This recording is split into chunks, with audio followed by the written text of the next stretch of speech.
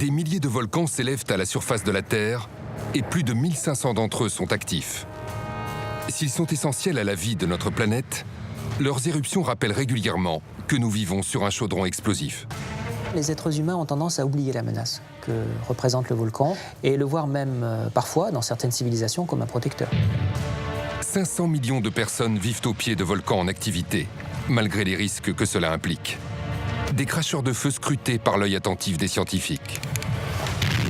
Bien que les spécialistes aient aujourd'hui percé une partie de leurs secrets, ils restent impuissants face à certains phénomènes dévastateurs. Une nuée ardente détruit tout sur son passage. Bien évidemment les humains, mais également les constructions qui sont soufflées. Tout est emporté. Il reste des villes fantômes.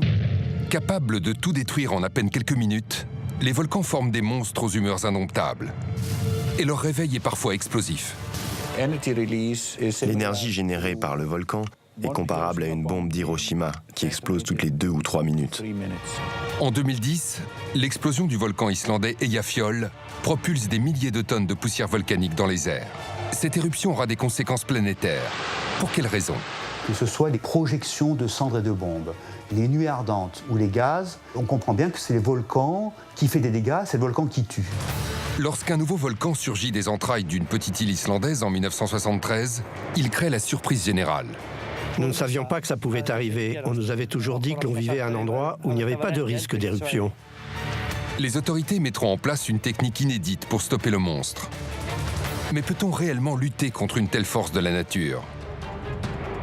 En 2007, sur l'île de la Réunion, des fontaines de lave se transforment en rivières de magma qui s'écoulent jusqu'à la mer. Un grand lac de lave a atteint la mer et à ce moment-là, ça s'est mis à péter dans tous les sens. Et il faut savoir que l'eau en surface, elle était à 80 degrés. Avec l'effondrement du cratère principal, l'éruption est sans précédent. Lorsqu'on regarde les écrits anciens, c'est vraiment la plus grosse éruption qu'a connue l'homme sur le piton de la Fournaise. Les experts pouvaient-ils prévoir un événement de cette ampleur? Certains dangers bien plus grands guettent pourtant notre planète. Des volcans tueurs pourraient anéantir toute vie sur Terre. Une super éruption pourrait-elle faire disparaître l'espèce humaine? C'est pas exclu. On peut dire que d'ici 100 000 ans, il est probable qu'il y ait une super éruption. Les super-éruptions sont encore entourées de mystères, même si la science des volcans a fait d'immenses progrès.